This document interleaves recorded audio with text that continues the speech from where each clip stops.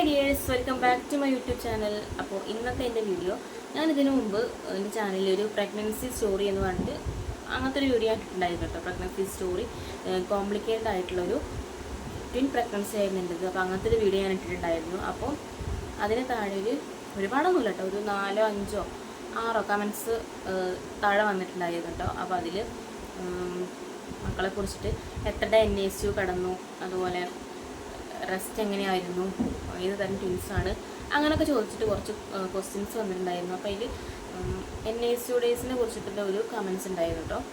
അപ്പോൾ ഞാൻ അതിന് ഡീറ്റെയിൽ ആയിട്ടൊരു വീഡിയോ ചെയ്യാമെന്ന് വിചാരിച്ചു. കാരണം അത് കുറച്ച് ഡീറ്റെയിൽ ആയിട്ട് പറയാനുണ്ട്. കാരണം 1 മാസത്തോളം ഹോസ്പിറ്റലായിരുന്നു. അങ്ങനെയൊക്കെയാണ് അതിൻ്റെ സ്റ്റോറി. അപ്പോൾ അതിന് മുമ്പ് ഞാൻ ഈ പ്രഗ്നൻസി സ്റ്റോറി ആ വീഡിയോ ഒന്ന് കണ്ടു നോക്കുക. കണ്ടിട്ടില്ലാത്തവർക്കായിട്ട് ഒന്ന് ചുരുക്കി പറയാം. വേറെ ഒന്നല്ല, എൻ്റെ പ്രഗ്നൻസി എന്ന് പറയുന്നത് ഒരു കോംപ്ലിക്കേറ്റഡ് ആയിട്ടുള്ള ട്വിൻ പ്രഗ്നൻസി ആയിരുന്നു. പ്രഗ്നൻസി ടൈമിൽ പ്രഗ്നൻ്റ് ആണ് എന്നറിഞ്ഞ് രണ്ടാഴ്ച കഴിഞ്ഞതിന് ശേഷം എനിക്ക് ഛർദിയും ഒരുപാട് ബുദ്ധിമുട്ടൊക്കെ ഉണ്ടായിട്ടുണ്ട്. അപ്പോൾ ഏത് സ്കാനിങ്ങിലാണ് അറിഞ്ഞതെന്നൊക്കെ ചോദിച്ചിട്ടുണ്ടായിരുന്നു. അപ്പോൾ പ്രഗ്നൻ്റ് ആണെന്നറിഞ്ഞ് എനിക്ക് 2 ആഴ്ചത്തോളം ഒരു വയറുവേദന ഉണ്ടായിരുന്നു. നമ്മൾ പീരിയഡ്സ് ആവുന്ന ടൈപ്പ് ഒരു വയറുവേദന. അപ്പോൾ ആ വയറുവേദന അങ്ങനെ ഉണ്ടായപ്പോൾ ഡോക്ടർ സ്കാൻ ചെയ്യാൻ പറഞ്ഞിട്ടുണ്ടായിരുന്നു 2 ആഴ്ച കഴിഞ്ഞിട്ട്. അപ്പോൾ അതിൽ സ്കാനിങ്ങിൽ വ്യക്തമല്ലായിരുന്നു. കുറച്ച് കുട്ടിക്ക് കുറച്ച് വളർച്ചക്കുറവ് പോലെയാണ് അതിൽ തോന്നിയിട്ടുണ്ടെന്നാണ് പറഞ്ഞത്. അപ്പോൾ അത് വീണ്ടും 2 ആഴ്ച കഴിഞ്ഞിട്ടൊന്ന് സ്കാൻ ചെയ്യാമെന്ന് വെച്ചു. അപ്പോൾ അങ്ങനെ എനിക്ക് അടുപ്പിച്ച് കുറച്ച് സ്കാനിങ് ഉണ്ടായിരുന്നു കേട്ടോ. അപ്പോൾ അതിൽ 2ാമത്തെ സ്കാനിങ്ങിലാണ് ട്വിൻസ് ആണെന്ന് അറിഞ്ഞിട്ടുണ്ടായിരുന്നത്. അപ്പോൾ അങ്ങനെ ഛർദി അങ്ങനത്തെ കാര്യങ്ങളൊക്കെ ആയിട്ട് പോയി. അതിൻ്റെ ഇടയിൽ ഒരു വട്ടം ചെറിയ ബ്ലീഡിങ് ഉണ്ടായി, പക്ഷെ അത് കുഴപ്പമൊന്നും ഉണ്ടായിരുന്നില്ല. അങ്ങനെ ഇരിക്കും നമ്മൾ അനോമലി സ്കാനിങ് വരുമല്ലോ. അപ്പോൾ ആ അനോമലി സ്കാനിങ്ങിലാണ് അറിയണത് യൂട്രസ് 80%, 70% ഓപ്പണാണ്. യൂട്രസ്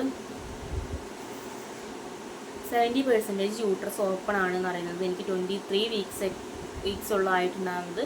അപ്പോൾ എന്നാൽ ഡോക്ടർ പറഞ്ഞിട്ടുണ്ടായിരുന്നു, സ്കാൻ ചെയ്ത ഡോക്ടർ വേറെയാണ്, എന്നെ നോക്കുന്ന ഡോക്ടർ വേറെയാണ്. അപ്പോൾ സ്കാൻ ചെയ്ത ഡോക്ടർ നമ്മളടുത്ത് പറഞ്ഞിട്ടുണ്ടായിരുന്നത് ഒരു പോസിബിലിറ്റി എന്ന് പറയുന്നത് സ്റ്റിച്ച് ഇടുക എന്നുള്ളൊരു ഇതുള്ളൂ, അതായത് സർവിക്സ് സ്റ്റിച്ച്.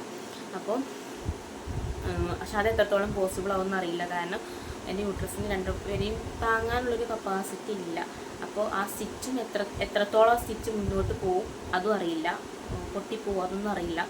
അപ്പോൾ നേരെ നമ്മൾ കാണിക്കുന്ന ഡോക്ടർക്ക് പോയി. ആ ഡോക്ടർക്ക് പെട്ടെന്നൊരു ഷോക്ക് ആയിരുന്നു, എന്താ ചെയ്യേണ്ടതെന്നൊന്നും അറിയില്ല. അപ്പോൾ അങ്ങനെ ഉടനെ അഡ്മിറ്റ് ചെയ്തു. പിറ്റേ ദിവസം സ്റ്റിച്ചൊക്കെ എന്നാൽ സക്സസ്ഫുള്ളി അത് സ്റ്റിച്ച് ഇടാൻ പറ്റി. പിന്നെ അങ്ങോട്ട് കംപ്ലീറ്റ് ബെഡ് റെസ്റ്റ് ആയിരുന്നു. കാരണം സ്റ്റിച്ച് പൊട്ടിയാൽ പിന്നെ നമ്മളൊന്നും പറഞ്ഞിട്ട് കാര്യമില്ല. അപ്പോൾ അങ്ങനെ ഞങ്ങൾ വീടിൻ്റെ ഹോസ്പിറ്റലിൻ്റെ അടുത്ത് തന്നെ ഒരു വീടൊക്കെ സെറ്റാക്കി അവിടെ ആയിരുന്നു. പിന്നെ ഡെലിവറി വരെ താമസം അവിടെയായിരുന്നു. അപ്പോൾ അങ്ങനെ കംപ്ലീറ്റ്ലി ഞാൻ ബെഡ് റെസ്റ്റ് ആയിരുന്നു കേട്ടോ. അപ്പോൾ എന്നോട് ചോദിച്ചിട്ടുണ്ടായിരുന്നെങ്കിൽ ഒരു കമൻറ്റ് എങ്ങനെയായിരുന്നു റെസ്റ്റ് ചെയ്യുന്നത്. ഞാൻ കംപ്ലീറ്റ് ബെഡ് റെസ്റ്റ് ചെയ്യുന്നു. ആഴ്ചയിൽ 1 തവണ ഉള്ളൂ കുളിക്കുക. അങ്ങനെ നമ്മൾ ദേഹം മുഴുവൻ വൈപ്പ് ചെയ്ത് അങ്ങനെയൊക്കെ ആയിരുന്നു നമ്മളെ ബാത്റൂമിൽ പോകാം. അങ്ങനെ മാത്രം നീക്കും, അത്ര മാത്രമേ ഉള്ളൂ. കംപ്ലീറ്റ് ബെഡ് റെസ്റ്റ് ചെയ്യുന്നു. കിടന്നിട്ടായിരുന്നു ആദ്യം ഫുഡ് കഴിച്ചിരുന്നത്. പിന്നെ ഒരു ചെറിയ അസ്വസ്ഥതയൊക്കെ തോന്നി. അങ്ങനെ പെട്ടെന്ന് ഫുഡ് കഴിച്ചു കഴിയും, ഇരുന്നിട്ട് തന്നെ കഴിക്കും, പെട്ടെന്ന് ഫുഡ് കഴിക്കും. പക്ഷേ ഭയങ്കരമായിട്ടുള്ള ബുദ്ധിമുട്ടായിരുന്നു കേട്ടോ എനിക്ക്. അപ്പോൾ അങ്ങനെയൊക്കെ ആയിരുന്നു റെസ്റ്റിൻ്റെ കാര്യങ്ങൾ. കംപ്ലീറ്റ്ലി റെസ്റ്റ് ചെയ്യുന്നു. പക്ഷേ കംപ്ലീറ്റ് ഞാൻ ഒരു 1.5 മാസത്തോളം ദൈവം സഹായിച്ചിട്ട് ആ റെസ്റ്റിൽ അങ്ങനെ പോയി. പിന്നെ ഡെലിവറി അങ്ങനെ സംഭവിച്ച് പോയിട്ടോ. അപ്പോൾ അങ്ങനെയായിരുന്നു അത്. ഒരു 1.5 മാസം കഴിഞ്ഞ് പെട്ടെന്ന് എനിക്ക് ഒരു പുലർച്ചെ ഒരു ബുദ്ധിമുട്ട് തോന്നി. അപ്പോൾ അങ്ങനെ ഫ്ലൂയിഡ് ലീക്കായി. അങ്ങനെയായിരുന്നു പെട്ടെന്ന് ഡെലിവറി നടന്നത്. പിന്നെ ചോദിച്ചിട്ടുണ്ടായിരുന്നു ആദ്യം ഏത് ഹോസ്പിറ്റലാണ് കാണിച്ചത് എന്ന് ചോദിച്ചിട്ടുണ്ടായിരുന്നു കേട്ടോ. അപ്പോൾ ആദ്യം നമ്മൾ EMSലായിരുന്നു കാണിച്ചിട്ടുണ്ടായിരുന്നു, പെരിന്തൽമണ്ണ. അപ്പോൾ അവിടെ അതേപോലെ അപ്പോൾ നമ്മൾ NICU ഫെസിലിറ്റിയും കൂടി നോക്കിയിട്ട് നമ്മൾ പെട്ടെന്ന് മൗലാന ഹോസ്പിറ്റലിലേക്ക് ഷിഫ്റ്റ് ആവുമായിരുന്നു. അവിടെ ഒരു ഡോക്ടർ ജയചന്ദ്രൻ സാറായിരുന്നു, ന്യൂനാറ്റോളജിസ്റ്റ് കേട്ടോ. അവരായിരുന്നു NICU ഡോക്ടർ. എന്നെ നോക്കിയ ഡോക്ടർ ഒരേ ഡോക്ടർ ഉണ്ടായിരുന്നു കേട്ടോ, കൊച്ചു മണി ആയിരുന്നു എന്നോട് നോക്കിയ ഡോക്ടർ. അപ്പോൾ ഉടനെ ഡോക്ടർ വിളിച്ചു പറഞ്ഞ് മൗലാനയിലെ എല്ലാ കാര്യങ്ങളും പെട്ടെന്ന് സെറ്റാക്കി. നമ്മളങ്ങോട്ട് ആംബുലൻസ് വഴിയാണ് പോയത്. അങ്ങനെ പെട്ടെന്ന് സിസേറിയൻ ആയിരുന്നു. പെട്ടെന്ന് എൻ്റെ ഡെലിവറി കഴിഞ്ഞു. അവിടെ എത്തി പെട്ടെന്ന് ഡെലിവറി കഴിഞ്ഞു. ആദ്യം ഒരാൾ വന്നു, പെൺകുട്ടിയായിരുന്നു ആദ്യം. അപ്പോൾ അവളെ കാണിച്ചു. അവൾ ചെറുതായിട്ടൊന്ന് കരഞ്ഞു. രണ്ടാമത് മോനായിരുന്നു, അവൻ കരഞ്ഞില്ല. അപ്പോൾ വീട്ടുകാർക്കും തന്നെ ഒന്നും കൊടുത്തില്ല. മോളെ കാണിച്ചു കൊടുത്തു, പക്ഷെ മോനെ കാണിച്ചു കൊടുത്തില്ല. വേഗം അവനെ കൊണ്ട് ഓടി, കാരണം ശ്വാസത്തിന് കുറച്ച് ബുദ്ധിമുട്ടായിരുന്നു. അപ്പോൾ ഡെലിവറി കഴിഞ്ഞ ഉടനെ മക്കളെ നേരെ NICUയിലോട്ടാണ് ആക്കിയിട്ടുണ്ടായിരുന്നത്. പിന്നെ ഒരു മാസത്തോളം ഹോസ്പിറ്റലിൽ തന്നെ ആയിരുന്നു. അങ്ങനെ ഞാൻ ഈ NICU, അപ്പോൾ ഇതാണ് ഈ ചുരുക്കി പറഞ്ഞ എൻ്റെ ഡെലിവറി വരെയുള്ള ഒരു സ്റ്റോറി എന്ന് പറയുന്നത്. പിന്നെ ഈ NICUയുടെ എന്ന് പറയുന്നത്, അങ്ങനെ നമ്മൾ ഡെലിവറി ഒക്കെ കഴിഞ്ഞ് മക്കളെ NICUയിലോട്ടാക്കി. പിന്നെ ഞാനന്ന് കണ്ടിട്ടുണ്ടായിരുന്നില്ല. പിന്നെ എന്നെ ICUയിലോട്ടാക്കി കുറച്ച് മരുന്നും കാര്യങ്ങളൊക്കെ തരാനുണ്ടായിരുന്നു. അതൊക്കെ തന്ന് ഒരു 4 മണിക്കൂറിന് ശേഷം റൂമിലേക്ക് മാറ്റിയത്. അങ്ങനെ പിറ്റേ ദിവസം രാവിലെ ഡോക്ടർ എന്നും നമുക്ക് NICUന്ന് കോള് വരും കേട്ടോ, മക്കളുടെ കണ്ടീഷനും കാര്യങ്ങളൊക്കെ പറഞ്ഞിട്ട് കോള് വരും, എന്നും ഡോക്ടർ കോള് വരും. അപ്പം അങ്ങനെ പിറ്റേ ദിവസമായി. ഞാൻ രണ്ടാമത്തെ ദിവസമാണ് മക്കളെ NICUയിലോട്ട് കാണാൻ പോകുന്നത് കേട്ടോ. അപ്പോൾ അങ്ങനെ പിറ്റേ ദിവസം ഹസ്ബൻഡും അച്ഛനും കൂടിയാണ് ഡോക്ടറെ പോയത്. അപ്പോൾ ഒരാൾക്ക് ശ്വാസത്തിന് കുറച്ച് ബുദ്ധിമുട്ടുണ്ട്, മറ്റവർക്ക് വലിയ കുഴപ്പമില്ല. രണ്ടാളും പക്ഷേ വെന്റിലേറ്റർ സഹായത്തിലായിരുന്നു കേട്ടോ. അപ്പോൾ ആ സമയത്ത് അപ്പോൾ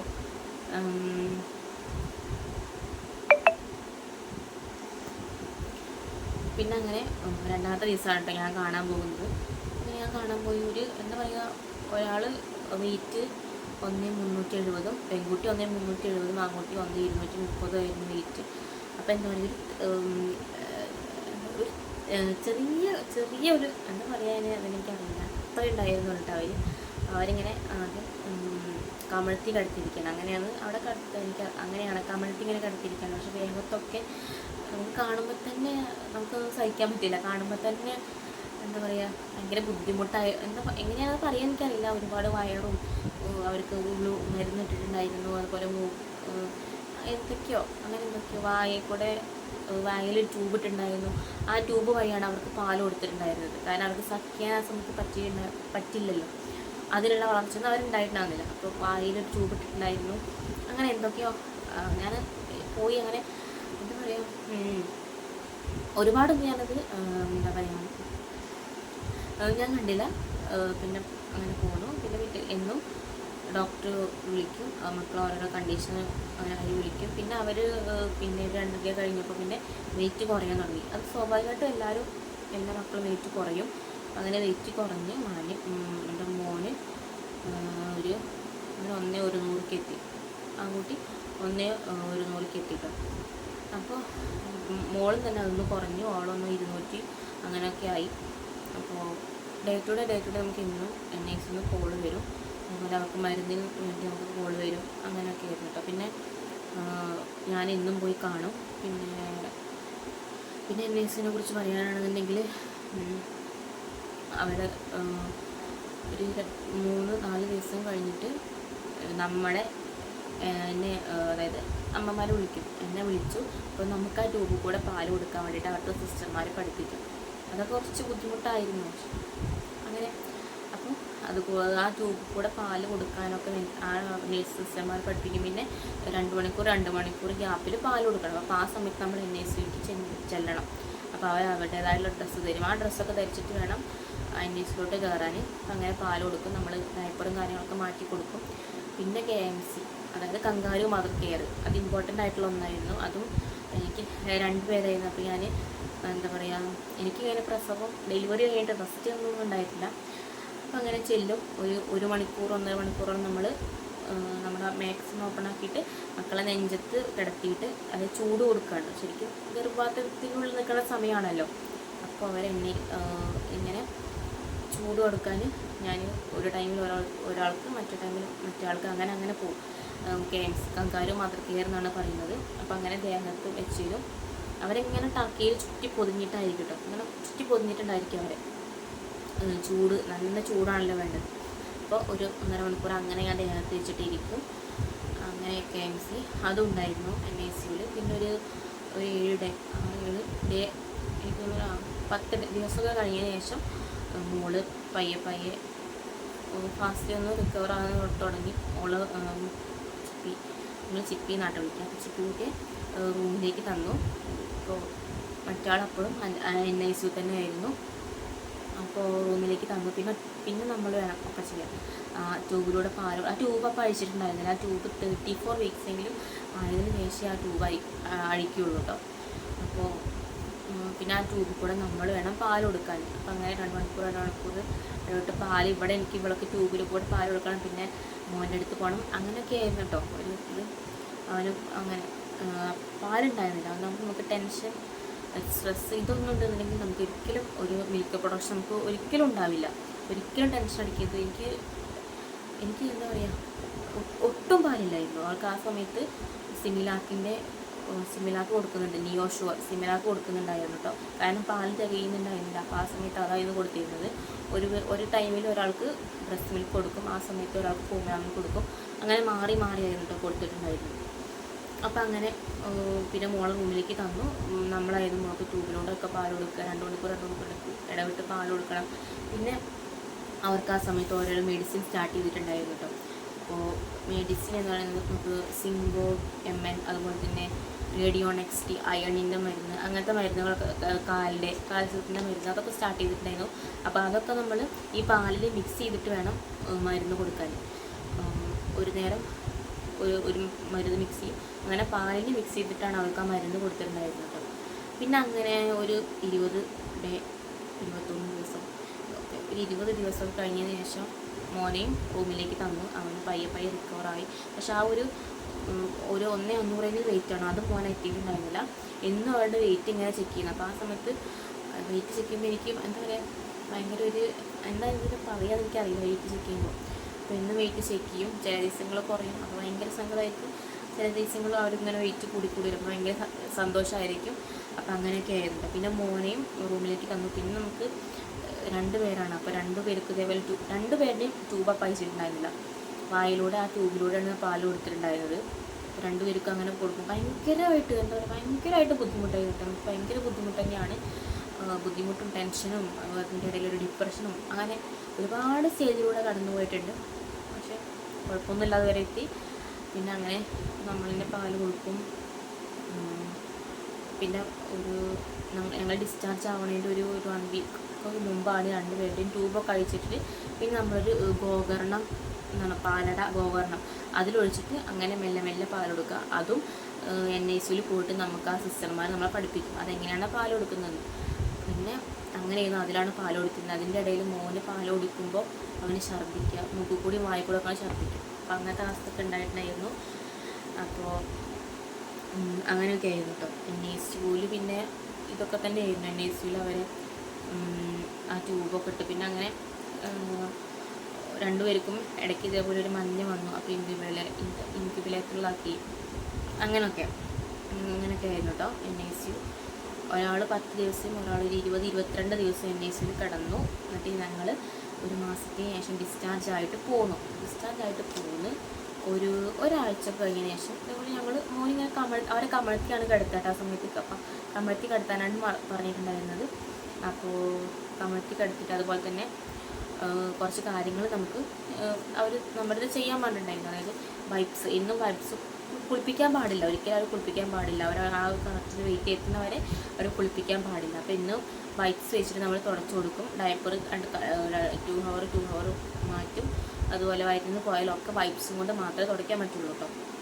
അപ്പോൾ അങ്ങനത്തെയൊക്കെ ഇന്ന് വീട്ടിൽ വന്നിട്ടുണ്ടെങ്കിൽ നമുക്ക് അതായത് അത്രയും കെയർഫുള്ളായിട്ടാണ് അവർ നോക്കിയത്. വേറെ ആരും ഞങ്ങൾ കാണാൻ അനുവദിച്ചിട്ടുണ്ടായിരുന്നില്ല കേട്ടോ. പുറത്തുനിന്ന് ആരും അവർ വളർച്ച എത്തുന്നത് വരെ ആരും കാണാൻ അനുവദിച്ചിട്ടുണ്ടായിരുന്നില്ല. പെട്ടെന്ന് ഇൻഫെക്ഷൻ വരും, അങ്ങനെയൊക്കെ ആയിരുന്നു. അപ്പോൾ അത് ഞങ്ങൾ ഡിസ്ചാർജ് ആയിട്ട് പോകുന്നതിന് മുമ്പ് തന്നെ അവർ ഞങ്ങളുടെ അടുത്ത് പറഞ്ഞിട്ടുണ്ടായിരുന്നു കേട്ടോ അതൊക്കെ. അപ്പോൾ അങ്ങനെ വീട്ടിലെത്തി ഞങ്ങൾ അങ്ങനെ ഒരാഴ്ച അങ്ങനെ പോവുമായിരുന്നു. പെട്ടെന്ന് പോകുന്ന ശ്വാസം അവർ കുറച്ച് ശ്വാസം എടുക്കും, പിന്നെ അവരത് അങ്ങനെ സ്റ്റോപ്പ് ചെയ്യും. ഞങ്ങൾക്ക് ടെൻഷനായി. അപ്പോൾ ഞങ്ങൾ വേഗം അവൻ്റെ കൂടെ ഹോസ്പിറ്റലിൽ പോയി. അപ്പോൾ ഇങ്ങനെയുള്ള കുട്ടികൾക്ക് വരുന്നൊരു ഇതാണെന്ന് പറഞ്ഞു. പക്ഷെ അവന് 2 ദിവസം വീണ്ടും അവൻ NICUവിലാക്കി. വായിൽ വീണ്ടും ട്യൂബ് ഇട്ടു. പിന്നെ ട്യൂബിൽ കൂടെ ഞാൻ 2 ദിവസം പാൽ കൊടുത്തിട്ടുണ്ടായിരുന്നത്. അപ്പം അങ്ങനെയൊക്കെ ഒരുപാട് ഒരുപാട് ബുദ്ധിമുട്ടും ഒരുപാട് NICU ഡേയ്സും ഇപ്പം എനിക്ക് സത്യം പറഞ്ഞാൽ അതൊന്നും ഓർക്കാനുള്ള ശക്തി പോലില്ല. അപ്പോൾ അങ്ങനെയൊക്കെ NICU. പിന്നെ 2 ദിവസം കഴിഞ്ഞപ്പോൾ മോൾ റിക്കവറായിട്ട് ഞങ്ങൾ വീട്ടിലേക്ക് പോകുന്നു. പിന്നെ ദൈവം സഹായിച്ചപ്പോൾ കുഴപ്പങ്ങളൊന്നും ഉണ്ടായിരുന്നില്ല. പിന്നെ 2 മണിക്കൂർ ഗ്യാപ്പിൽ അവർക്ക് പാൽ കൊടുക്കും. ബ്രസ്റ്റ് മിൽക്ക് അപ്പോഴും എനിക്കുണ്ടാകുന്നില്ല. ബ്രസ്റ്റ് മിൽക്കും ഫോമുല മിൽക്കും അങ്ങനെയൊക്കെ ആയിട്ട് ഞങ്ങൾ മാറി മാറി കൊടുക്കും. ഞാനും അമ്മയായിരുന്നു കേട്ടോ, എന്താ പറയുക, അമ്മയും ഞാനും ആയിരുന്നു നോക്കിയിട്ടുണ്ടാകുന്നത്. ഒരാൾക്ക് അമ്മ പാൽ കൊടുക്കും, ഒരാൾക്ക് ഞാൻ പാൽ കൊടുക്കും, അങ്ങനെ. പിന്നെ അവരൊരു 2,500 ആ ഒരു റേറ്റിന് ശേഷമായപ്പോൾ ഡോക്ടർ പറഞ്ഞു വീക്കിലി എല്ലാ ആഴ്ചയും ചെക്കപ്പ് ഉണ്ടായിരുന്നു. അപ്പോൾ എല്ലാ ആഴ്ചയും നമുക്ക് ഹോസ്പിറ്റലിലേക്ക് പോകണം. എല്ലാ ആഴ്ചയും അവർക്ക് ചെക്കപ്പ് ഉണ്ടായിരുന്നു. അപ്പോൾ ഡോക്ടർ പറഞ്ഞ് ഇനി സക്ക് ചെയ്യിച്ച് നോക്കാൻ പറഞ്ഞു. അപ്പോൾ അങ്ങനെ ഞങ്ങളിങ്ങനെ സക്ക് ചെയ്യിച്ച് തുടങ്ങി. അപ്പോൾ ചെറുതായിട്ട് അവർ സക്ക് ചെയ്യാൻ തുടങ്ങി. അപ്പോൾ കുറച്ചൊക്കെ പാലുണ്ടായി. അങ്ങനെ 2 പേരും പിന്നെ മെല്ലെ സക്ക് ചെയ്ത് ഒരു നേരം ഒരാൾക്ക് ബ്രസ്റ്റ് മിൽക്ക് കൊടുക്കും, അപ്പോൾ ആ സമയത്ത് ഒരാൾക്ക് ഫോമുല മിൽക്ക് കൊടുക്കും. അങ്ങനെ മെല്ലെ അവർ റിക്കവറായി വന്നു. അങ്ങനെയൊക്കെയാണ് ഒരു NICU. ഇനിയും ഉണ്ട് കേട്ടോ അവർ അതിന് ശേഷമുള്ള ഇതൊക്കെ ഉണ്ട്. അപ്പോൾ എന്തായാലും NICU ഡേയ്സ് ആണ്. NICU ഡേയ്സ് കുറച്ചാണ് ഞാനിപ്പോൾ ഇതിൽ പറഞ്ഞിട്ടുണ്ടായിരുന്നത്. അപ്പോൾ NICU ഡേയ്സ് ഇത്രയോട് നമ്മൾ അത്രയും കെയർഫുള്ളായിരിക്കണം. അതിനുള്ളിലേക്ക് കഴിയുമ്പോൾ അവരുടേതായിട്ടുള്ള ഡ്രസ്സൊക്കെ നമുക്ക് തരും കേട്ടോ. അപ്പോൾ അതൊക്കെ ഇട്ടിട്ട് വേണം നമ്മളതിൻ്റെ ഉള്ളിലേക്ക് പോകാൻ. അങ്ങനെയൊക്കെ NICU ഡേയ്സ് എന്ന് പറയുന്നത്. പിന്നെ അവർക്ക് ടർക്കിയിൽ നന്നായിട്ട് പൊതിഞ്ഞ് കാലും കൈയൊക്കെ സോക്സൊക്കെ ഇട്ട് കവർ ചെയ്തിട്ട് അങ്ങനെയൊക്കെ അവരെ കമഴ്ത്തിയായിരുന്നു കിടത്തിയിട്ടുണ്ടായിരുന്നത്. അപ്പോൾ അങ്ങനെയൊക്കെയാണ് NICUവിൽ അവരുടെ ആ ഒരു ഡേയ്സ് എന്ന് പറയുന്നത്. പെട്ടെന്ന് എനിക്ക് ഒരുപാട് സത്യം പറഞ്ഞിട്ട് ഓർത്തെടുക്കാൻ പറ്റില്ല. പിന്നെ ചോദിച്ചിട്ടുണ്ടായിരുന്നത് എന്തായിരുന്നു, ഏത് തരം ട്വിൻസാണ് ചോദിച്ചിട്ടുണ്ടായിരുന്നത്. DCDA ട്വിൻസ് ആയിരുന്നു കേട്ടോ. അപ്പോൾ അതിനൊരു ക്വസ്റ്റ്യൻ ഉണ്ടായിരുന്നു, DCDA ട്വിൻസ് ആയാൽ അത് ബേബി ബോയും ഗേളും ആയിരിക്കുമെന്ന്. അതൊന്നും എനിക്കറിയില്ല കേട്ടോ, അങ്ങനെ ആയിരിക്കുമെന്നും അറിയില്ല. പിന്നെ NICUവിൽ എത്ര ഡേ ഇട്ടിട്ടുണ്ടായിരുന്നു എന്ന് ഞാൻ പറഞ്ഞല്ലോ. മോളെ ഒരു 10 ദിവസം, മോനൊരു 22 ദിവസമൊക്കെ മോന് NICUവിൽ കിടത്തിയിട്ടുണ്ടായിരുന്നു. കാരണം മോനായിരുന്നു മെല്ലെയാണ് അവർ റിക്കവറായി വന്നിട്ടുണ്ടായിരുന്നത്. അപ്പോൾ അങ്ങനെയായിരുന്നു. പിന്നെ ഹോസ്പിറ്റലിൻ്റെ കാര്യം ഞാൻ പറഞ്ഞല്ലോ, NICU ഫെസിലിറ്റി നോക്കിയിട്ടാണ് നമ്മൾ ഈ മൗലാന ഹോസ്പിറ്റലിലേക്ക് ഷിഫ്റ്റ് ആയത്. പിന്നെ ഞാൻ പറഞ്ഞു സ്കാനിങ് എനിക്ക് ഇങ്ങനെ കുറച്ച് ബുദ്ധിമുട്ടുള്ളത് കൊണ്ട് സ്കാനിങ് 2 മാസത്തിനുള്ളിൽ 2 സ്കാനിങ്ങുകൾ കഴിഞ്ഞിട്ടുണ്ടായിരുന്നു. അപ്പോൾ 2ാമത്തെ സ്കാനിങ്ങിന് തന്നെ ട്വിൻസ് ആണെന്ന് അറിഞ്ഞിട്ടുണ്ടായിരുന്നു കേട്ടോ. പിന്നെ സ്റ്റിച്ച് ഇട്ടതിന് ശേഷം കംപ്ലീറ്റ് ബെഡ് റെസ്റ്റ് ആയിരുന്നു. അപ്പോൾ അങ്ങനെയൊക്കെയാണ് എൻ്റെ ഡെലിവറി NICU ഡേയ്സ്. അപ്പോൾ ഇനി എന്തെങ്കിലും ഡൗട്ട്, ഇപ്പോൾ ഞാൻ ഒരുപാട് കമൻസൊന്നും എനിക്ക് വന്നിട്ടില്ല. ഒരു 4-5 പേര് എനിക്ക് എൻ്റെ അടുത്ത് കുറച്ച് ക്വസ്റ്റ്യൻസ് ചോദിച്ചു കേട്ടോ. അപ്പോൾ വേറെ എന്തെങ്കിലും ഉണ്ടെങ്കിൽ കമൻസ് ചോദിച്ചാൽ ഞാൻ റിപ്ലൈ തരാം. അല്ലാന്നുണ്ടെങ്കിൽ ഇതുപോലെ ഒരു വീഡിയോ ആയിട്ട് ചെയ്യാം. പിന്നെ 2 പേരും 1 മാസം കഴിഞ്ഞിട്ടാണ് ഡിസ്ചാർജ് ആയി ഞാൻ പറഞ്ഞത്. അപ്പോൾ ഡിസ്ചാർജ് ആയ സമയത്ത് മോന് 1,435 ആയിരുന്നു വെയിറ്റ്, മോള് 1,630 ആയിരുന്നു കേട്ടോ വെയിറ്റ്. അപ്പോൾ അങ്ങനെയൊക്കെയാണ്. അപ്പോൾ വീഡിയോ ഇഷ്ടമായിട്ടുണ്ടെങ്കിൽ ഒന്ന് ലൈക്ക് ചെയ്യുക, എൻ്റെ ചാനലൊന്ന് സബ്സ്ക്രൈബ് ചെയ്യുക, അതുപോലെ തന്നെ ഒന്ന് ഷെയർ ചെയ്യുക. അപ്പോൾ വേറെ വീഡിയോ ആയിട്ട് ഞാൻ വീണ്ടും വരും. അപ്പോൾ അതുവരേക്കും ടാറ്റ കൊടുക്കാം.